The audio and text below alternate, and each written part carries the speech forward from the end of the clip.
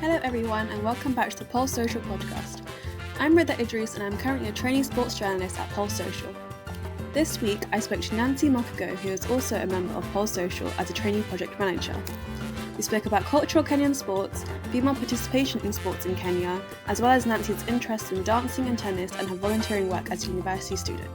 So let's meet Nancy. So hi Nancy, thank you for joining the podcast this week. How are you?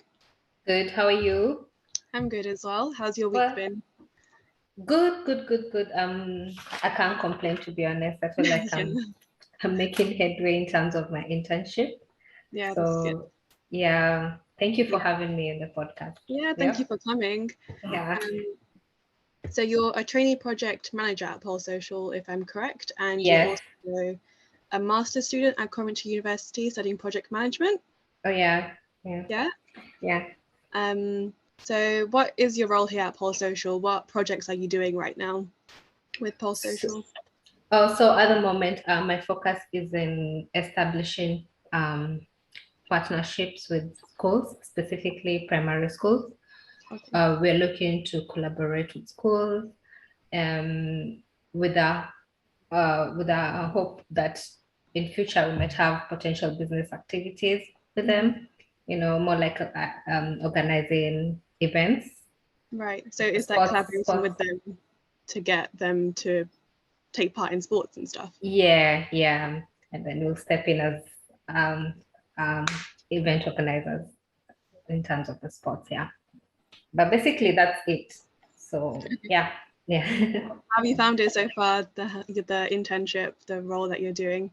Oh, well, it's a bit challenging given that this is my first time working in a nonprofit. And and also in a nonprofit in the UK. So it's a bit challenging. Yeah. But I'm liking the challenge, especially because now I have to go out there and not go out there, but I have to contact schools. I have to talk to the appropriate personnel. So there's a bit of stakeholder engagement and management, and that I feel like that's a good challenge to have, especially since it's related to project management. So yeah I'm loving it so far. Yeah, there's a lot to learn, I think, as well through the internships with Pulse Social. Even my one, I'm already learning so much. I know. How long have you been here? So this is my second week now. Yeah, and you can feel like it's a lot that you've learned. Yeah, I know. Yeah. So you mentioned that you're from Kenya, right? So you moved here.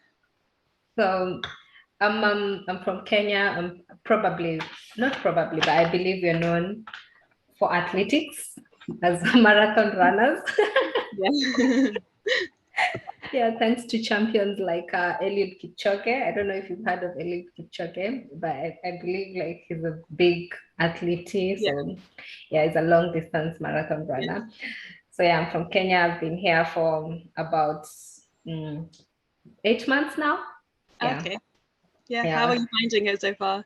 Well, at the beginning, because I come from Kenya, it's a bit hot. I mean, the weather was a bit challenging for me. 8 months ago, it was like I came when winter was just beginning. It was a bit difficult, but I'm loving it so far in terms of the weather. It's getting hotter, but I'm also prepared for the next winter. Yeah, but that's good. I think that's good about the UK is the seasons. You get all of them. So yeah. So far so good. To be honest, I'm loving it. I'm loving the cultural experience. I'm loving, and UK is specifically London is cosmopolitan. So I'm loving meeting different people and learning about different cultures as well. And the British culture is very rich. So I'm really enjoying it. Have you found that there have been any major cultural shocks between the UK and Kenya? Well, I'd say my major cultural shock is in the language. I know this is funny, but we've been colonized by the British before, so we speak English in my country. It's the same British English, but it's different. It's the way people here have accents, and I didn't expect the British people to have accents, to be honest. Oh, okay. Yeah, that's very true. Because Yeah. my parents are from Pakistan, and Yeah. which was also colonized as India, Yeah. and even the English they speak is so different to how Yeah. brought up here. You speak completely different. So Yeah. So that was it was a shock, not difficult, but a shock. yeah. Mm-hmm. So speaking about culture, Mm-hmm. are there any cultural sports in Kenya that are completely Mm-hmm. different to what we would find in the UK? So anything that's like someone from the UK wouldn't expect, like something that we can learn. Oh yeah, yeah. There are quite a few. We Mhm. have Oleibon. Oleibon is like a stick fighting match. Okay. So it's specifically among the Maasai community from Kenya. So initially, the Maasai community are cattle herders. They raise cattle like Okay. Yeah. in large numbers. So initially, it started off as them trying to protect their cattle from rustling, and then it became a sport over time. And it's also used now at this point as a sport. It's also used to demonstrate bravery and skill. So it's just two participants armed with the stick, and they're fighting each other.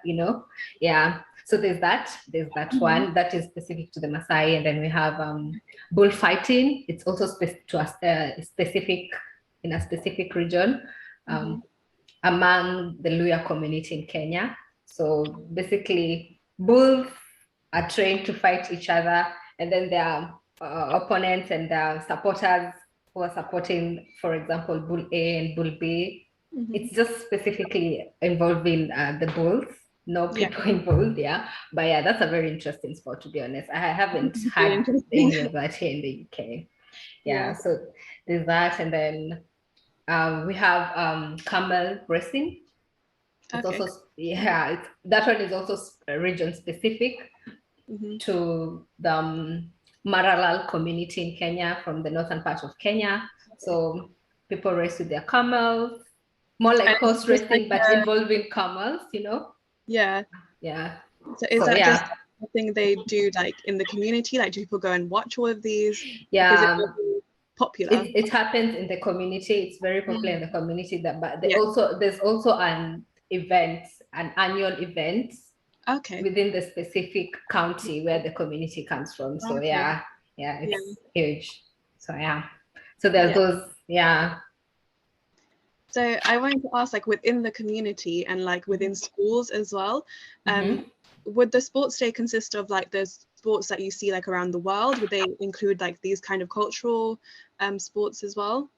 What would your sports days kind of look like? Well, sports within schools just involve the common sports around the world, the universal sports. I haven't seen the community ones happening in schools specifically. Yeah. So we have rugby, we have basketball, netball, all those common sports among schools. Yeah. So was the participation in schools high then, particularly among females, young females? How was participation? Because I've seen research recently saying that sports among females is becoming widespread and among women as well. So what would you think? Is participation among the female youth high? So the thing is, I was lucky enough to go to a girls' school throughout, and the sports there were just the same, except that we didn't have the common stereotypical sports for males like rugby and football. But I do know of certain schools, girls' schools, that had sports that had participated in football and rugby. Yeah. So it depends. But because we also have a huge number of specifically girls' schools, so those girls' schools specifically do have all other sports: netball, basketball, volleyball, lawn tennis, table tennis, and then just a few incorporate football and rugby. Yeah. So there's still that stereotype amongst in sports. Yeah, this is a sport for male and this is a sport for female. What do you think needs to be done to get the female youth more into sports? Well, first of all, is I listened to a podcast by Social, It was uploaded a few years, I think, ago, or a year ago. But a part of one of the hosts there was saying that the statistics in sports among women is that over the years, as they in different milestones of life, the statistics, the number of women in sports keeps falling, and I kind of feel it's the same even in Kenya, because most of us participated in sports in school, and then after high school, the number of people who participate in sports in universities is also low, and then it keeps falling. Especially, I think after university, I don't think it goes much beyond that. Yeah. So I think there needs to be collaboration and partnership among sports organizations and schools and communities and government bodies, just to encourage to encourage these people to go, like to give more opportunities. Kind of like incentivize them, give them something. To participate in sports even beyond high school, you know. Yeah. And I also think in terms of the stereotypical sports are meant for men and this is for women, I think maybe they should address the challenges from the roots, from the grassroots levels, involve both parents, the community, the elders in the community who are part of these social and cultural identities. So that, if they're empowered and they're made aware that this sport is good for everyone, both male and female, then that will encourage the girls in sports. So you mentioned that you like tennis and dancing. I wanted to ask you about like your dancing in Kenya. So you did salsa, bachata, and kizomba. I'm not sure if I'm saying this correctly. So I just wanted to ask you like about these dances. Did you go to classes for them? How did you learn? And which one was your favorite? So what happened is I got into university and I had a lot of free time, and we had salsa clubs and all those other sorts of clubs. So I got into salsa. That's how I got into salsa. So I learned salsa, bachata, and kizomba.